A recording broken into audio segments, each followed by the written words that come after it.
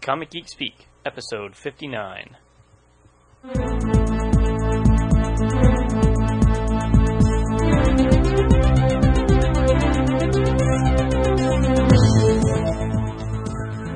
Welcome to Comic Geek Speak, brought to you in conjunction with WorldFamousComics.com, your spot on the internet for the best comic book and entertainment-related columns, contests, features, reviews, news, resources, and more. And we're just going to do something a little different this episode because we have a previously recorded interview that we did down at Palisades Toys with President and CEO Mike Horn. And Peter and Kevin and Shane and I were all down there. We got a tour of the office and everything, and we did our first on-site interview. You know, very it kind of sucked. I didn't get to go as I had to work. Yeah, so this was Friday afternoon, Friday before Baltimore. Yeah, on our way to Baltimore Con. So I'm going to be listening to this as you guys listen to it. So cool. All right. Well, here you go. Hello, we're here at Palisades Toys, just outside of Baltimore, Maryland, and we're sitting in the office of Mike Horn. What's your title, Mike? Welcome to the world headquarters. President, CEO. What's your title? You got it. President and CEO. Mm-hmm. So you got a double title. Yeah, that's very impressive. As we grew and we started signing contracts, I actually figured out there is a slight difference, and there are two different roles and actually 2 jobs. Oh, geez. But there's really not that big of a deal. Well, your office is big enough for 2 people. But actually, legally, we're an LLC, so technically, I'm from a legal standpoint, it's a member. Oh. Uh-huh. So, depending on what document I'm signing, this is for a bank that has to say member, but it doesn't look good on a business card. Right, exactly.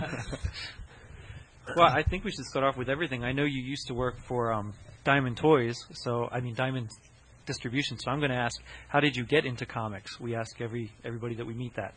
I've always been kind of on the fringe of comic books. So I'm not a huge comic book fan myself, although I've kind of drifted into it in the last couple of years.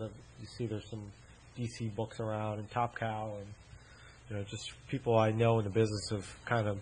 I kind of put the word out to my friends. I'd like to at least try it since I've been around this business so long. So I get a fair amount of stuff sent in here.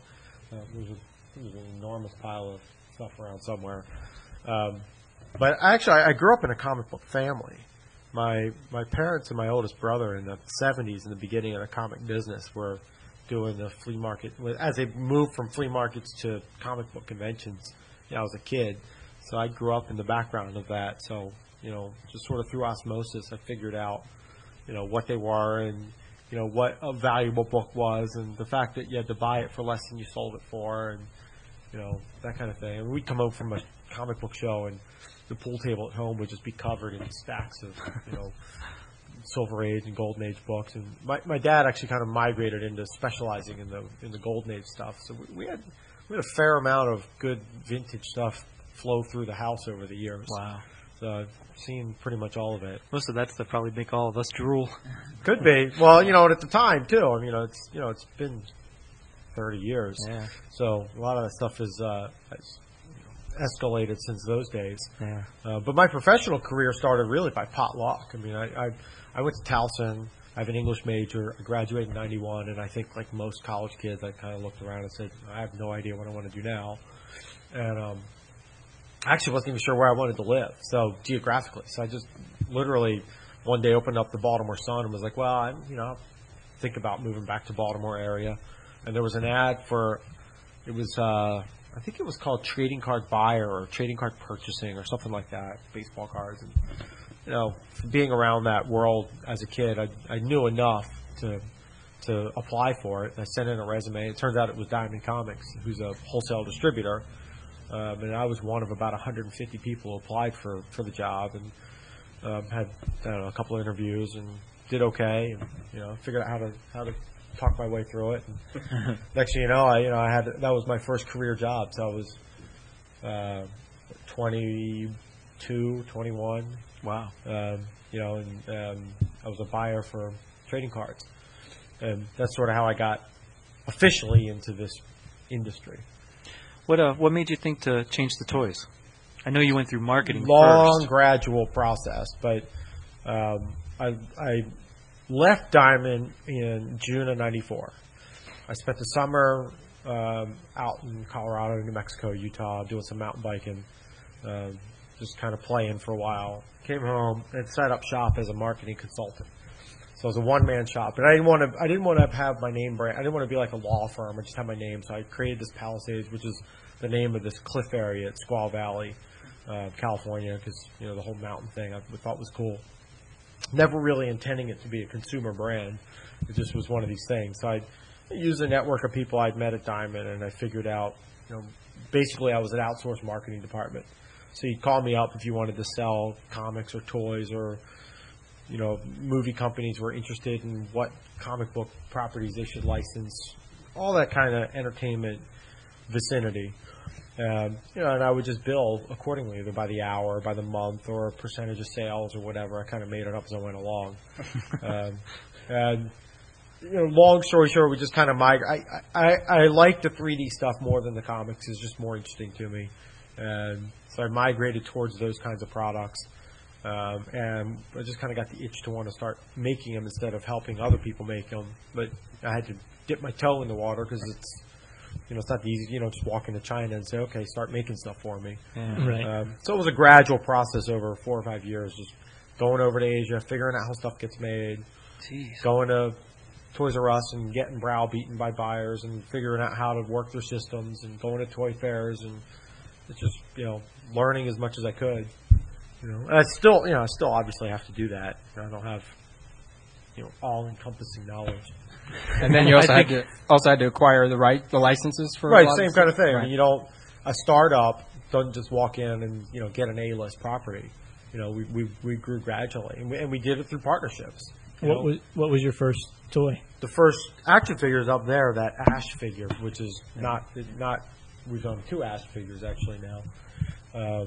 It was a comic book from, it was Joe Quesada and Jimmy Palmiotti's company, Event Comics. And it was actually a partnership with multiple companies, because it was Dynamic Forces, which does a lot of comic book stuff. Sure.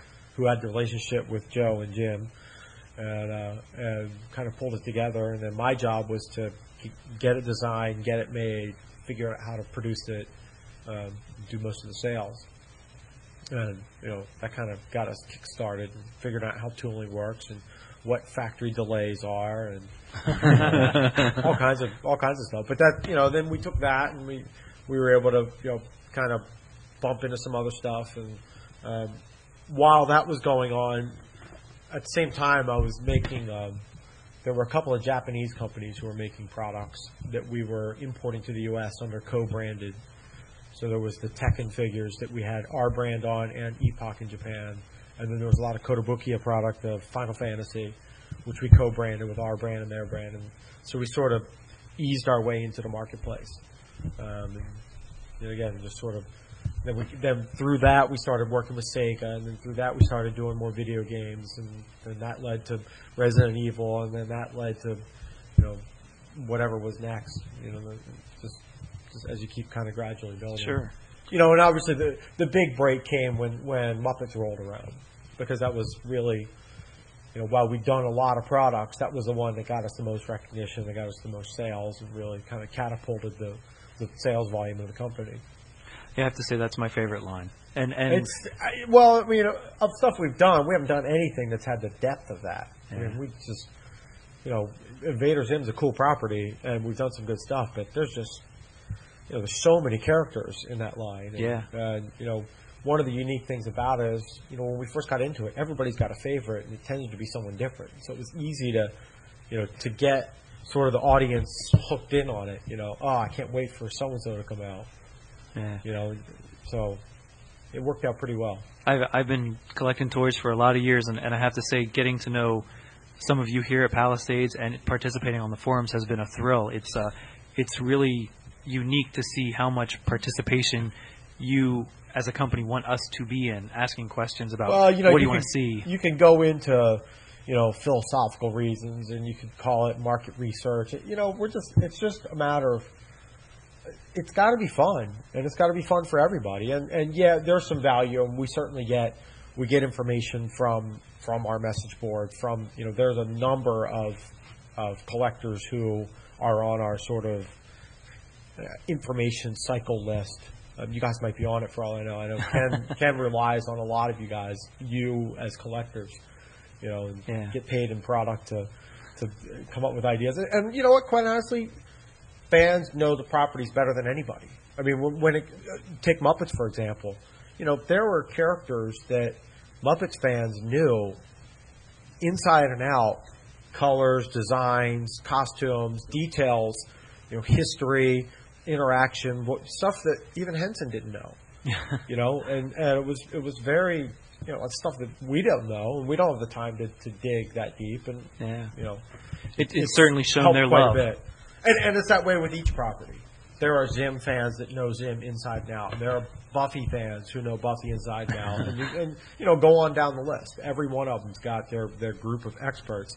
And we don't have that much expertise collectively as a group. So yeah, we reach out. But really, it's just fun. Oh, yeah. It's just fun to be involved. And honestly, as you know from my interaction on those boards, I usually don't get involved in the product discussions because I'm usually the last to know what's coming out and when. And I don't know all the characters, and I don't know all the properties that we have, not intimately. I just kind of get on there, and I like to throw my 2 cents in from time to time. And be visible and be known. Sure. It's just part of what we do. Yeah, it sure makes it fun. It makes it a lot of fun. Hopefully it makes a difference. I mean, I don't know that I would buy more Nikes if I got to talk to Phil Knight directly, but that's why I say it's not necessarily that I expect it will sell more because of it. I think it does make us a better company because I think it puts us more in touch with what our audience wants. But the reality is it's just entertaining for us. Yeah. Mike, can you take us through the process of how a toy gets created from start to finish, like from the design to the sculpt to the finished product? Well, it starts before the design, which is just since almost everything we do here is licensed, it'll start really with a licensing suggestion. What should we make? What property should we go after? And we have sort of semi-regular meetings where we get the whole crew together and just sort of write up on the dry erase board a whole bunch of licensing ideas, and then if everybody looks at the same property and says, "Oh, that one sounds kind of interesting," then we'll go pursue it. That's really where it starts. When it comes to the actual design of a product, I personally hardly get involved in that. So I'm not an artist, so I don't have that look and that artist eye. Once in a while, I throw my 2 cents out, but really it starts. If it's an action figure line, which is probably what's most interesting to you, we're doing multiple characters, so usually we'll try to create some kind of balance, some sort of balance of really common characters and maybe an obscure one or two, just so that the line's got some balance, and also so that there's a compelling reason to come back in Series 2 and Series 3 and Series 4, etc. If you lead off with all, start with the top characters and work your way down, you're going to run out of gas pretty quickly. Sure. So that's kind of the way it starts. And really, I leave it to Ken and Kim and the designers to kind of come up with how they want it to look, what kind of details they want, what sort of accessories would go with them. The mindset is basically we kind of work from a retail price backwards and figure, well, if it's going to be Invader Zim and it's $15, it's got to have $15 worth of stuff in it. So that's kind of why we end up being accessory heavy, especially, for example, with a line like Zim, where you got these very small characters with really big heads. There's not a lot you can do with the characters themselves. So you got to add in, and quite honestly, it's the perspective, it's the extra stuff that makes that line unique. I guess with Muppets, it was also the accessories as well. I'm kind of looking around. Back when we did Resident Evil, it was less on accessories and more on articulation as we were sort of experimenting through in those stages. The timeline of a process is it's 10 to 12 months. Wow. From concept to market. So do you have people on staff who do sketches or of these characters or what they think the toys will look like? Sometimes. It depends on the farm line. It out? It depends on, if you look right there, well, behind me, obviously this is not right over there is sort of a living a museum-style piece of it, and it starts there on the end. That's one of Ken's sketches, and he drew that out as a turnaround. And That's then cool. That's a 2-up prototype, and then a test shot, and then final packaged product. In theory, we would, if we had the time, we probably would do full turnaround designs of everything. Yeah. In practicality, we don't have the time to deal with it, and it's not always necessary. We can do screen grabs. With a line like PALS, we don't need to draw them out. We just sort of, we'll select the characters that we want, and then let the 3D modeler come up with how the faces will look. It really depends more on time and resources than anything.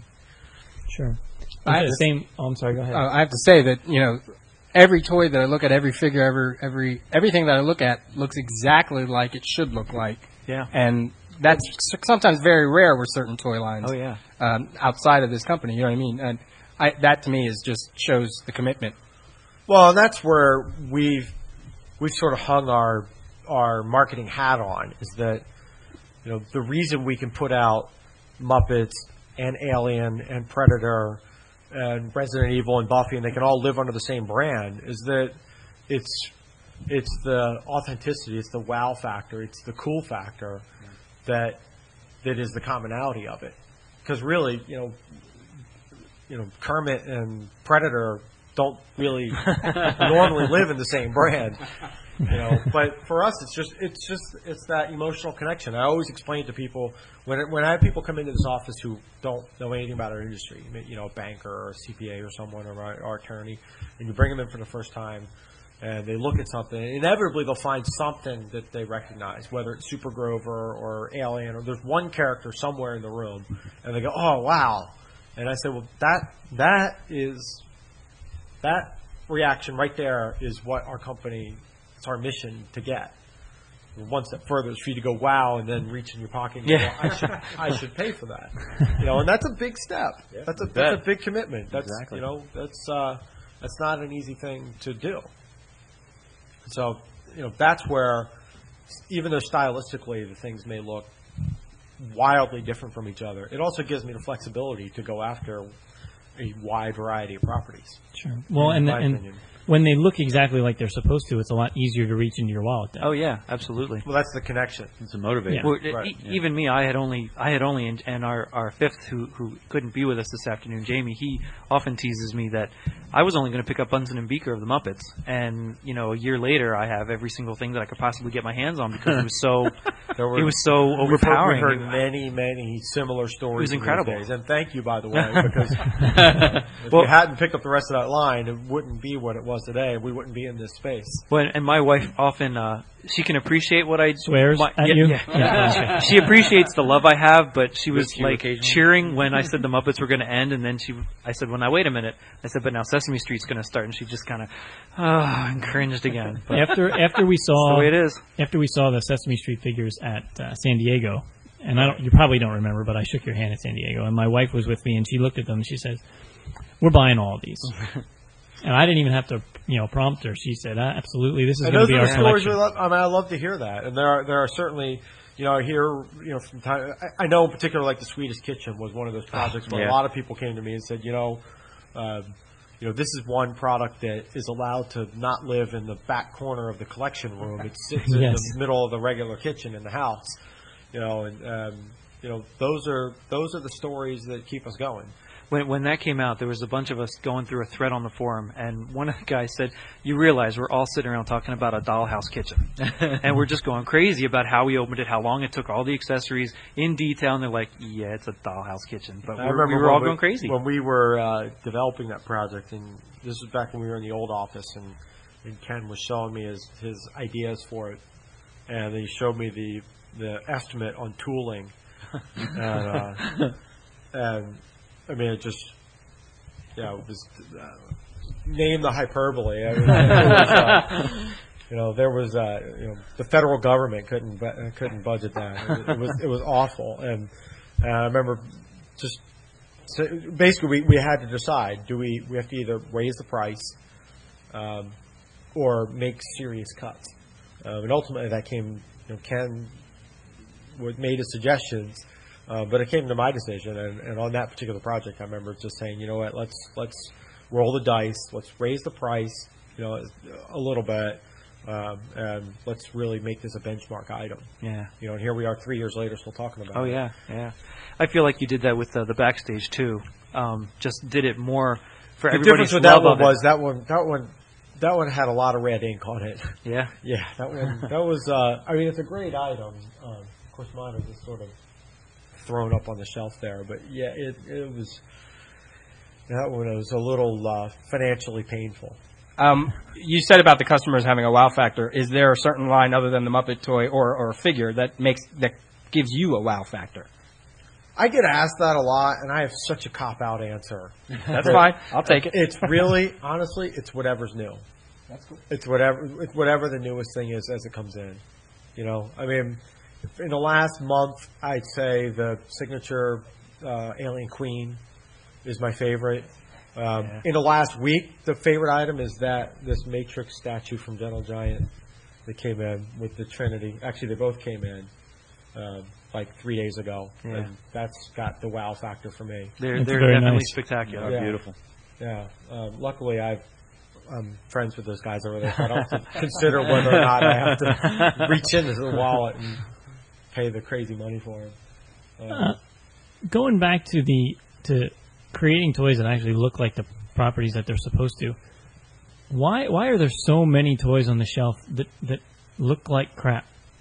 Is it just because they can get away with it and they can, some new movie comes out and they just figure the 10-year-olds are going to buy the toys whether they really look like the people or not? I mean, probably, is that there's a number of different factors. It depends on the property. It depends on where it's going. Depends on the intended audience.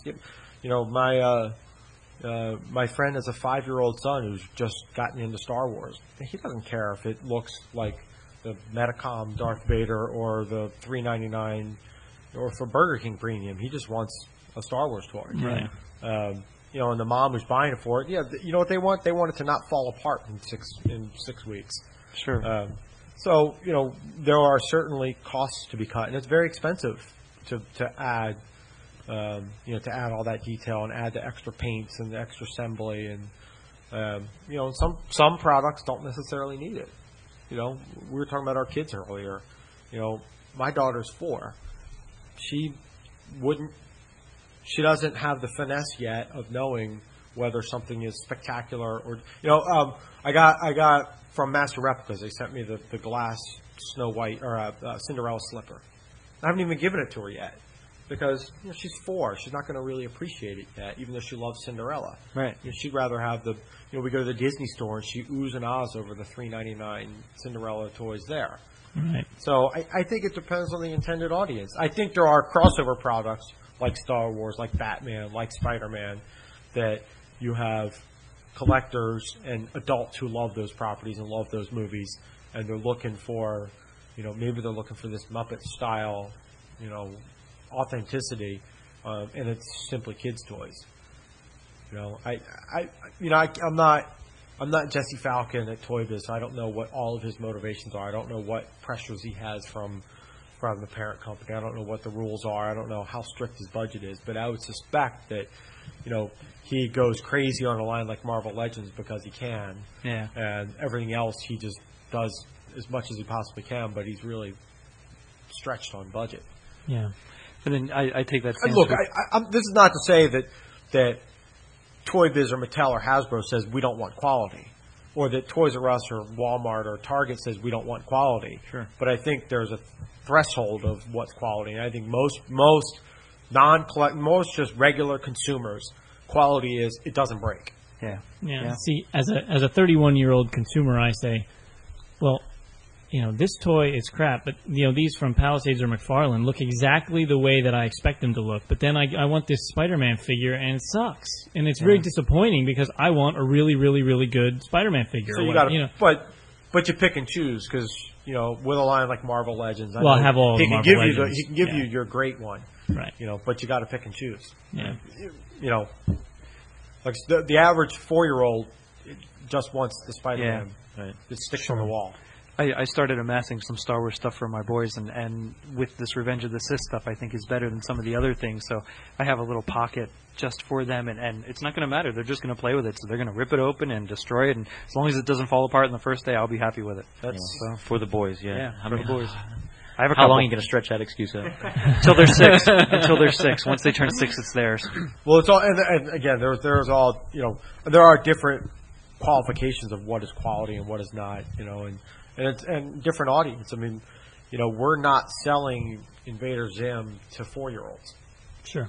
So, understanding that we're not expecting grandma to just, buy one because she's heard of the character, for Johnny for birthday. So it's a whole different motivation. In most of the properties we license, we know that the end consumer is not a 4-year-old kid. It's an adult who has sentimental. It's memorabilia. Yeah. It has sentimental feelings, and and this is an assumption on my behalf, which is kind of made up for. But the assumption is you're willing to spend $5 more, $3 more, $2 more to get something that does look that much different. Yeah, true. Absolutely. And what happens on my end is, I'm getting pressure on the other end too, because I when we first came out with Muppets, Toys R Us wanted them at $7.99, and I just wasn't making a $7.99 product, and so we had to compromise where we could. Especially because your name is on it as well. Yeah. I mean, it's being sold at Toys R Us, but your name is... Yeah, sure. Yeah, and ultimately, and using that as an example, we were in Toys R Us for a short period, and then we were out. Then we were in Target, and we're out. We still need to be here. Yeah. There's a certain expectation that we put on ourselves. I think personally, from my standpoint, as far as Muppets and toys like that, I think Sesame Street has a better chance of cross-promoting between younger kids, even though they may not be intended for that. I think parents will see, oh, Sesame Street, here, I'll take the accessories and hold them for a while, but here, you can play with the figure, because the figure most likely won't be... Sesame is an interesting challenge for us, because a lot of our traditional Muppet buyers are afraid of it because it's a kid property, a real children. Yeah. And Sesame over the last 15 years, since 15, 20 years, has skewed younger and younger and younger. I mean, my daughter's 4 and she's done with Sesame now. Yeah. Not interested anymore. Man, I was like 8 and still watching Sesame Street. But that's how it was. It right. It really was elementary school. Yep. Which, the average 10-year-old now can barely even remember it. My daughter would probably not even know Sesame at all if my 60-month-old son didn't catch it once in a while. Yep. And quite honestly, the only thing she likes from Sesame is the website, because it's really good flash. It's just a good site for kids, and she's using the keyboard and mouse, and so that's the website that she likes. But she doesn't want to watch the show anymore. Yep.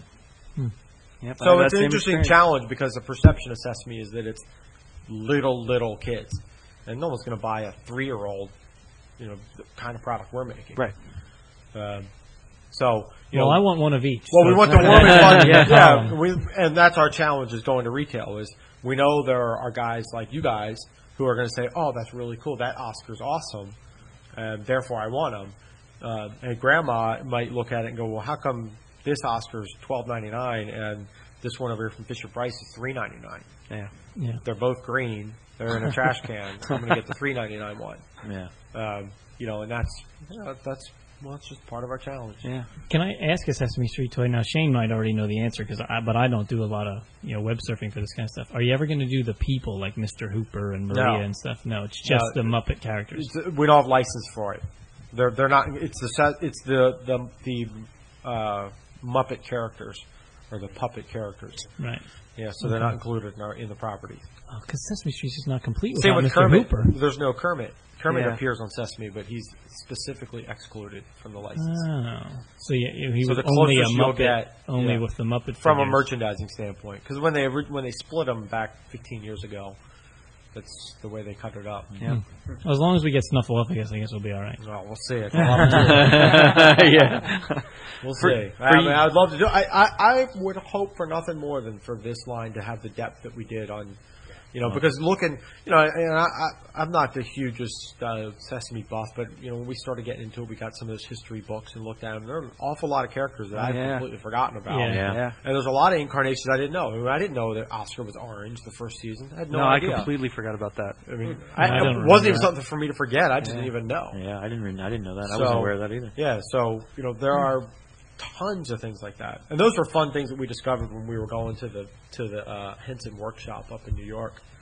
You know, because they just have, you know, you think this office is interesting, that place is fantastic. You know, the 5-story brownstone with you know, you come in and there's this big spiral staircase that goes all the way up the side. You know, the opening is 30 feet across, and there's this mobile that's a giant hot air balloon that just hangs probably 3 stories tall, and it's full of little characters, you know, 3-inch, 4-inch characters, all of them. And, that's great. You know, there's a mural on the wall of one of those, this enormous photograph of them, probably in the first season. You know, it's just taken back, and all the puppeteers are sitting there, and you can see them, and the characters in the top half of the photo, and there's just tons of that stuff up there. That's it's cool. Really wild. That's awesome. For you as a CEO and president of the company, what license maybe would be like your dream project to rope in for your company? What's something that would wow you to like, I want to produce that toy, or I would really... There are so many. You know, and that's kind of I've been asked that before. And there's nothing out there that's not currently being done by somebody else. You know, we'd love to do Star Wars. We'd love to get our hands on Marvel. We'd love to do... I personally would love to do anything NFL related.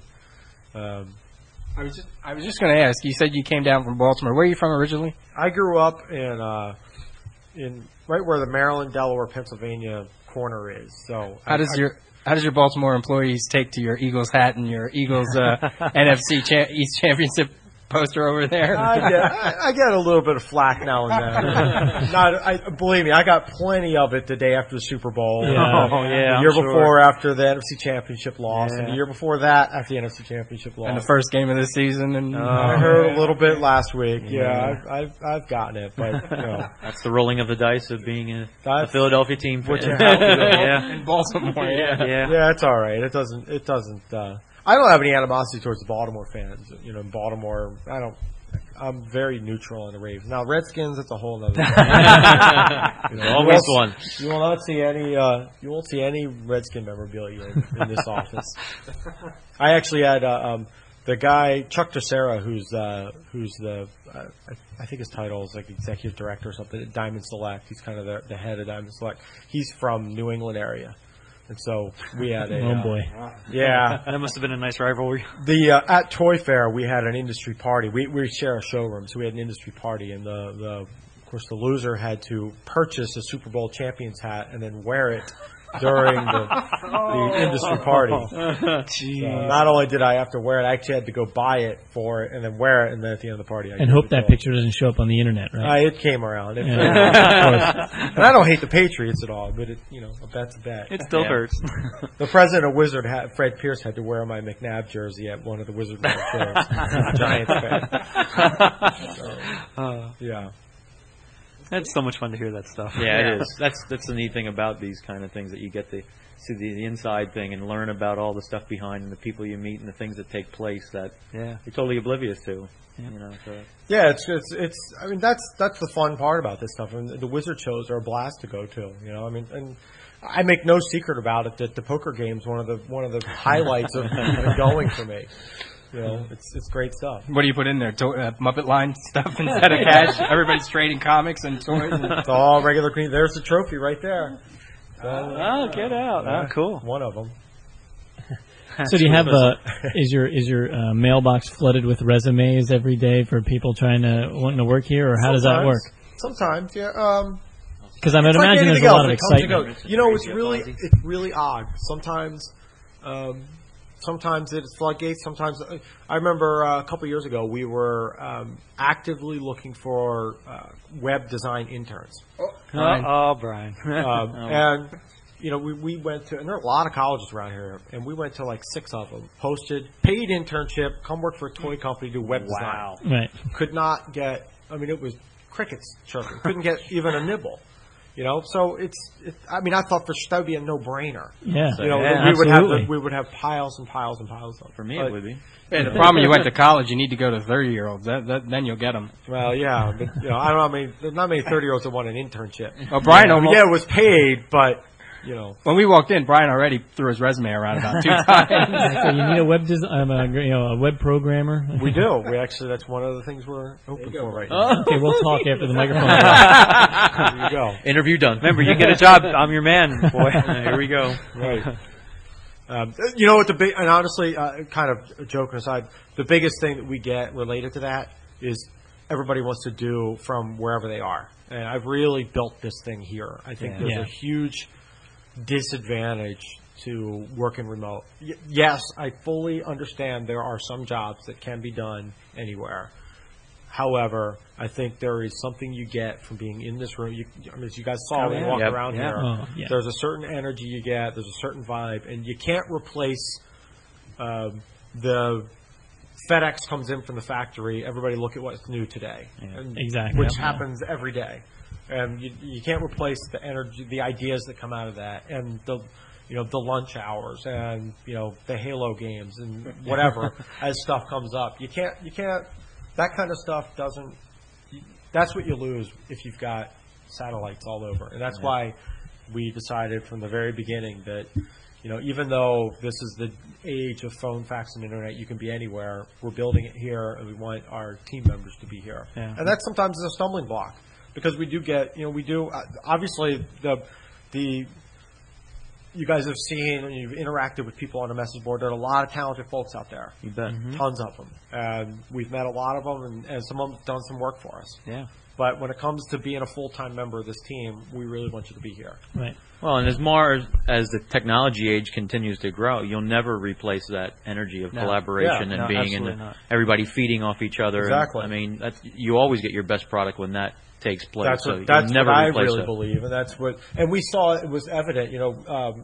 Reniger, our executive VP, was in when we first. He's been with me for 9 of my 11 years. When he first came on board, the agreement was he could work from Tennessee, and we were both we were just one-man shops. It was a two-man shop then, so we just both worked from home. But the idea was we were going to build it here when we started building it. And someday he would need to come back. And as it started to grow, he was coming up here for 1 week at a time. And when he moved, I think 3 years ago, exponential difference. And I think everybody who's been here and seen that knows. Yeah. So it gets reinforced. Sure. Yeah. So anyway, to answer, that's a long-winded answer to a short question. That's a good answer, though. That's right. Yeah. I mean, stuff to know. I don't want to discourage anyone from contacting us if they can do stuff for us, if they've got an idea or they've got a skill. But unless it's an extreme situation, we're probably going to want you to be here. Right. Yeah. Sure. And we're struggling that with Ken, right? You guys all know Ken, and Ken has elected to leave the company for family reasons to move to Columbus, Ohio, where his wife's family's from. And we've struggled very mightily with what are we going to do with Ken. Because I respect him. He's been with me almost 6 years, and he's a huge part of our success and a huge driving piece of the vision of the product. But I also understand that, from 8 hours away, he's going to have a limited impact. Yeah. Especially in the role that he plays. Right. Yeah. Right. So we'll figure something out for him. But luckily we've got some time to think about it. Yeah. I have to say, if I had a job here, I'd never go home. that would be so easy. We have that problem here. I can't tell you the number of times that. Of course, I just moved, so I don't. And my new house has. We're too far away to get cable or DSL, so I have no internet connection right now. Wow! While I figure out what's going on out there, but my old house, I'd be home and I'd see, we all have instant messenger, and I'd hear the little door slam. And it's like 8:30, and someone's just leaving the office. I came in here when. Actually, when I was moving, I came to throw some stuff in the dumpster. 9 o'clock at night, and lights are on. Someone, I walk in. There's 3 people still here. Weekends. I try to encourage people to Go home. to go away. Yeah, a little bit of balance. I stopped putting in the long hours when my daughter was born. Yeah. I saw a point of diminishing return. Yeah. That I couldn't. That doesn't mean I can't stick around and play a little Halo in the evening. Exactly. You know. Oh, it's only 4 o'clock. Not quite time. I know if I was single and I had a job like this, I'd be, Yeah. this is just Oh, yeah. a fun thing to do. But even so- you have a great time doing your work, and then you have great people to work with. You have that energy flowing, and then you get to play and carry on together Yeah. afterwards. I mean, You know, it's like all encompassing. And honestly, for your benefit, I think we're laying on a little thick here. It's it's a job. Oh, It's yeah. work Oh, like yeah. any other. Absolutely. We've got our ups and downs. We're a small company, so we've got financial woes from time to time, Growing pains. and growing pains, and all those kinds of things. But I think on the aggregate, we do have a good time here, and I think we understand that we're in the toy business, and we make colorful product that's really cool. So that in itself is a benefit. Right. You can't pay the rent with the warm and fuzzies. Exactly. But Yeah. at the same time, I think it helps make a better product. But it does help in the essence that it seems to make it less of like getting up in the morning. I gotta go to work. Yeah. You know what I mean? You have that. I don't have that personally. I mean, I can't speak for everybody. Right, but I know I don't have that sort of dread ever. which is a majority of the working force I experience that every day. So I mean that's a big edge. That's a big difference. That's a I mean, big I would say take these microphones around and ask everybody privately and see if you get different answers. But I would suspect that most everybody enjoys most of the time. Yeah. And that happiness will turn around in their work, and they'll do better work because Sure. Yeah.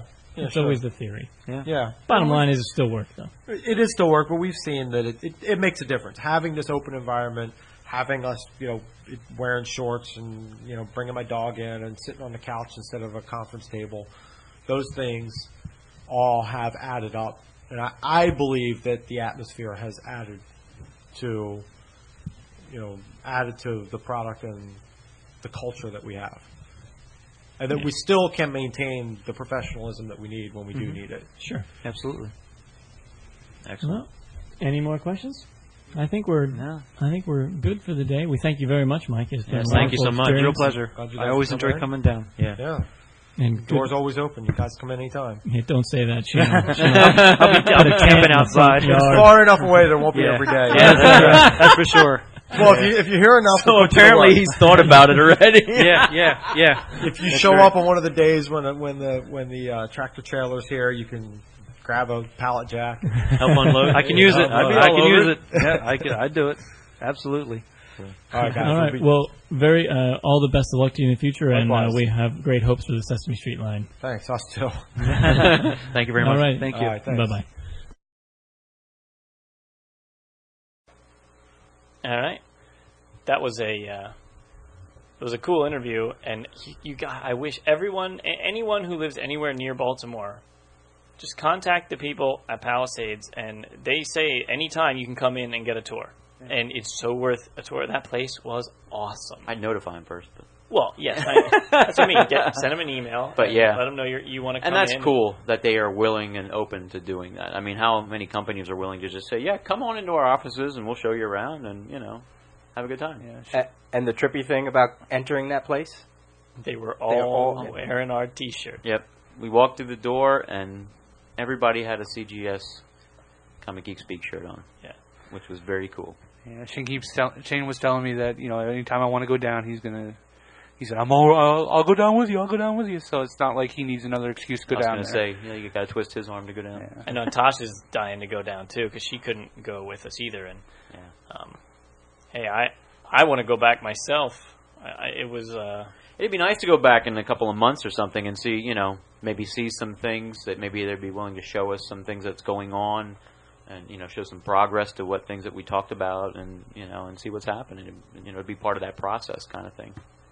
It was just so laid back too. I mean, it was just like everybody's working in not even cubicles and whatever they little workstations. sectioned off the stations, sections were large too. Yeah, and one guy had that dentist chair in his cube. And they were low enough so that you could look around and See toys everybody. just Everywhere. Hanging from the rafters. There are more toys in there than a toy store. And Mike had the coolest office. I mean, it was so open and vibrant, a lot of light, and just stuff hanging up everywhere, and a comfy couch and the chairs, and Big cool. beanbag chair. I mean, it's just a very laid-back, open, fun environment. What a way to work, you know. I knew years ago when we first saw them at when I first saw them at Wizard World Philly. I guess it was 2001, 2002, around there. And I saw the Muppets toys, and the one actually the Muppet toys weren't what grabbed me. I'm a huge Muppet fan, but they had done for Tower Records. It was like a Tower Records Suncoast Video exclusive. They had done Year Without a Santa Claus toys. Year Without a Santa Claus is my favorite Christmas special. I mean, Heat Miser. I don't think I've ever heard of that. Heat Miser and Snow Miser. You never heard? Yeah. Is that one of the stop anim or? Yeah, like the claymation kind of Yeah, animation. it's Anyway, I'll it's give the it one to with you. Father It's Time, Kansas, and they. Oh, okay. No, it's the one with Snow Miser and Heat Miser. Santa Claus gets sick, and he doesn't want to go down to Christmas, do Christmas, so they cancel Christmas, and these two elves decide they want to get Santa Claus to go for Christmas, so they go around, and they have to convince Heat Miser, who controls the South, to let it snow in this one village. But Heat Miser wants it to be sunny in the North Pole, and it has a great song, I'm Mr. Heat Miser. Oh, you're all looking at me like crazy. I know exactly what you're talking about. I remember it. Yeah. I remember it. I don't. But because he's all like more fat and fiery, Yep, his and hair is fiery. red, and Cold Miser is skinny, more looking like Father Time, the older with the white hair and stuff. The best thing about that explanation is I now have another musical clip from Jamie. So anyway, they did those toys, and I was just like going crazy over those toys. And I knew this company was going to go and do some big stuff, and it's nice to see people who love what they're doing succeeding and becoming a force in the toy industry. And it was great to listen to him and find his path as how he got to where, to form and make Palisades to where it is today. I mean, that's just not something you just pick up one day and go, I'm going to make toys. It's a process. It's a process, a long drawn out process. So very interesting. Great people.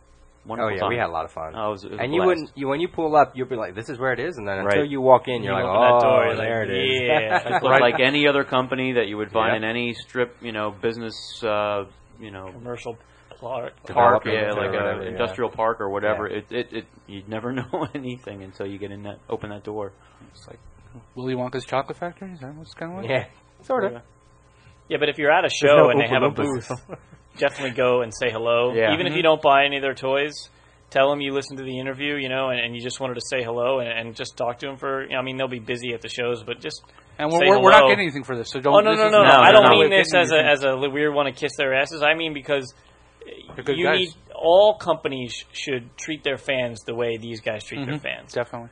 All the employees are active on their message board, and that's how Shane knows them because Right. he was on their message board and he talked to them a lot, and he just got to be friendly with them, and they he needed some things and they sent him some things, and then some of the guys collect toys, and because Shane was working at a toy store, he was able to find some toys that they needed, and he sent them some stuff, and Right. and he built a whole relationship with them, and could you call someone in Hasbro, and be like, dude, I need that variant figure that's hard to find. Oh, no problem, I'll send it to you. That would never happen.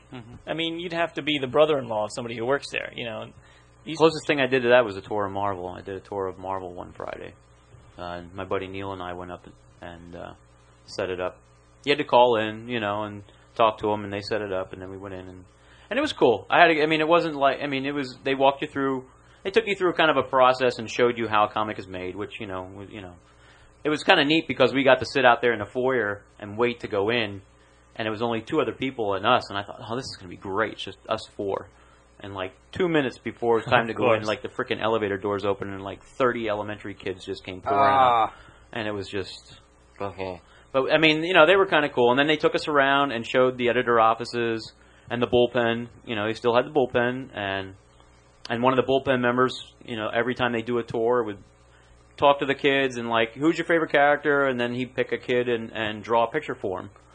But which was kind of cool for us because while we were doing that, the editor's office kind of border the bullpen. So while they were doing all that stuff, Neil and I went in and started talking to assistant editors and editors, and we were seeing like comic pages that was submitted that stuff that wasn't even solicited or anything like that. And we ended up talking to one of the assistant editors who ended up becoming an editor, and we thought, well, we better get going. And we walked out, and the tour was gone. So we were just like in Marvel offices, and we walked around. And at that time, it was Mark Grunwald and Tom DeFalco. And we went over, and they had all the covers for the month hanging up on the one wall so you could see them.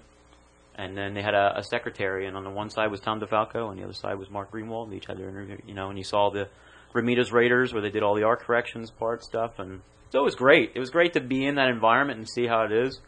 But it wasn't like with Palisades where everybody was interactive with you, and acted like they'd known you for years, and you had all them toys laying out all over the place and decorated that way. I mean, granted, they had stuff for Marvel there, but I mean, it was similar, but not to the extent of what it was there. But it was still a cool experience. It was cool. Yeah. It was neat. Jamie, thing? Yeah, I got a thing that I promised That's somebody good. that I do. Yeah, it's always good to have a thing. This goes out to Rusty. I'm not sure if Rusty is his actual name or not. I'm sorry I didn't go that far into it, but he posts as Rusty. And he has a comic idea, and I promised him that if he sent an email to Brian, and I don't think Brian ever got a chance to read it. And I promised him months ago that if Brian didn't get a chance to read it, I'd read it on the air. I'm going to read this verbatim, typos and all. Maybe we'll get another freckin' swear out of it. Yeah, no, there aren't any frickin' swears in here, but there's a time when the narrative kind of jumps, and I kept looking at it going, what? But anyway, I promised him I'd read it. This is basically a proposal for a comic. He's looking for an artist to help him draw. It says, okay, everyone, I'm looking for artists and letterers and stuff. Why? I have an idea for a comic. It's about a guy named Nick who has had a pretty bad life for 24 years. And on top of that, he had just heard about sins and the like. So he decides to try to take up religion, one that will cleanse him of all his sins. So he does some heavy-duty research and finds this long-forgotten ancient religion called the Combines. So he goes to the library and gets a book on it. And he looks up the details to be cleansed. He looks up the details. To be cleansed, he will have to go to a temple on the outskirts of a Canadian town with no thoughts of sin. So he goes to the cleansing ceremony, and just as they're finishing the cleansing, he remembers that he has a gun in his pocket and recalls the acts of the night before, the robbery of the convenience store across from the town. I'm not laughing. I swear I'm not laughing. So the cleansing goes wrong, and the temple explodes, destroying everything except Nick and a small stand with a book on it. Nick stands up and looks down. The monk's arm is coming out of the rubble, pointing to the book. Nick starts skimming the book, realizing the powers he has just received, according to the book.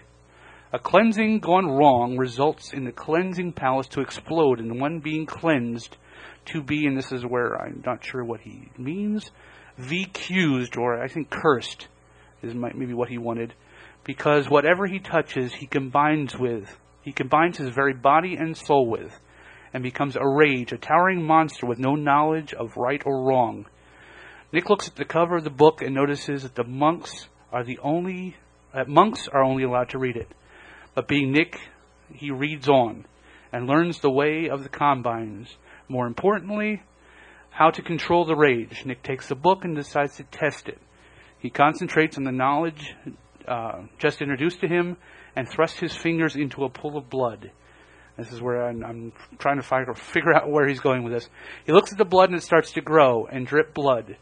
The fingers finish growing and they end up being about as big as he was, but just the fingers. So he smothers himself with blood and grows to the height of God knows what, around 70 feet, and looks like he had just come from the pits of Hades dripping with blood. And he goes, well, how about it? Send me your art and stuff. So he's looking for a writer, he's looking for artists to do what I just said. Now, I mean, Rusty, this is kind of weird. This is my own commentary, Rusty. You might want to think about, I don't know, a little more. This is your idea, and if this is what you want to do, that's great. But maybe when you find an artist, and hopefully artists will come to you, he says, email him at mastermindo7, that's MasterMindo7 at yahoo.com. Maybe you might want to take some ideas from the artist. He might have some ideas on his own about how to, what to do, what exactly you're doing. I mean, it sounds like an interesting concept. I'm just not sure exactly where you can go with it from just the original, the ongoing series. But that's just my opinion. And I promised you I'd read it. So, any artists out there that sounds like a cool idea and you want to help Rusty out, mastermind07@yahoo.com. So, I keep my promises. Very good. I take care of my kids. You're supposed to. All right. I guess that's enough for this episode, huh? That's what you want, sure. No stump the reels? All right, I'll stump the Rios. Let him have it. Let it rip. Let me find one here. You don't get any music because I don't have it queued up. It's fine. No music for you. Give it to him. All right. Give it to him. Give it to him. Give it to him. That's not the reason. No. This one's from Will. He says his name's William Min, and first of all, I need to say you guys are amazing. He lives in a small town, Bay Robertson, Newfoundland. It isn't easy for me to live my life as a comic fanboy. I used to live in Toronto about 5 years ago, where my older brother introduced me to comic books with a big milk crate filled with $400 worth of bagged and boarded comic books. So it was easier back then. Got your podcast only recently when you guys put out your 40th episode. Since then, I've gotten all your past podcasts and have been listening to them nonstop. I'm at 27 right now. But anyway, having the ability to listen in on a bunch of guys who are no less at least 10 years older than I am, chatting away about comics and making the kind of hilarious jokes I would make amongst my friends is, well, heartwarming. So just wanted to throw that out and say you guys do a wicked job. Someday I'd like to have a chat with some of you guys, although my knowledge of comic books isn't nearly as extensive as yours. I'm trying to get into the comic book world or illustration world as an artist, but till then, I shall attempt to stump the Rios. Well, there you go, Will. We just read something from Rusty. Will meet Rusty. Rusty will. Question number 1. Sounds weird, Rusty Will. In Iron Man 24 from 1970, the cover features Madame Mask captured by a mad scientist of sorts, with Iron Man facing off the scientist's son, the Minotaur. What is the Minotaur's name? Wow. Taurus. Miklos. Okay. Alex might have known his Greek name. Yeah, that's one of the Greek things. Zodiac. In Batman 194, what does Batman do that convinces Blockbuster that he is indeed a friend? And what is Blockbuster's real name? His real name, there's actually brothers, so it's either Mark or Roland Desmond. What does he do to convince him he's his friend? He feeds him. I love when you just make shit. No, that's what it is. He saved him from sinking in quicksand, and his name is Mark Desmond. Close enough. Yeah, you got half of that. Mark was the first name you said, Yeah. so yeah, you'll get that one. I would have taken either of them because, Because there are two. That's right. There are two. In the Inferno run, X-Men 240 has 4 major villains featured on the cover. Who are they? Oh my God. Listerine? Nistero. That's correct. It's like N apostrophe. Yeah, we got it. Nastir. The adversary, Surtur, and Fing Fang Boom. You got the first one right. I know I did get it. Mr. Sinister, the Goblin Queen, and the Marauders. Oh, wait a minute. He said 4 major villains. I know, and then he says the Marauders. The Marauders. As a group, I guess. Like a group. I should have said the Goblin Queen because that's Yeah, the Master we were Prior talking with all that, yeah. So I think you owe 50 cents to the jar. All right. I concur. Q. I'm not going to do it now because I'm out of change, so I'll put an Waiting for IOU. the cha-ching, yeah. All right. So, and thank you, Will. Yep. All right. Now we can end the show. Yep. All right. It's been a full episode. And go. Oh, there. I got it under control, baby. Look at him wanting direct. If you would like to send us an email, please do so. comicgeekspeak@gmail.com. That's where you can send your Geeks of the Day, your Stump the Rios, any questions or comments you have about the show. Big thanks to Bob at GameCircuit.net for hosting the files. Please vote for us at Podcast Alley. And if you'd like to buy a t-shirt, we sell them for only $10. That includes shipping. And don't forget to check out our new website, www.comicgeekspeak.com. And once again, we're brought to you in conjunction with worldfamouscomics.com. And as always, we are uniting the world's mightiest heroes, one listener at a time. See you next time. Bye.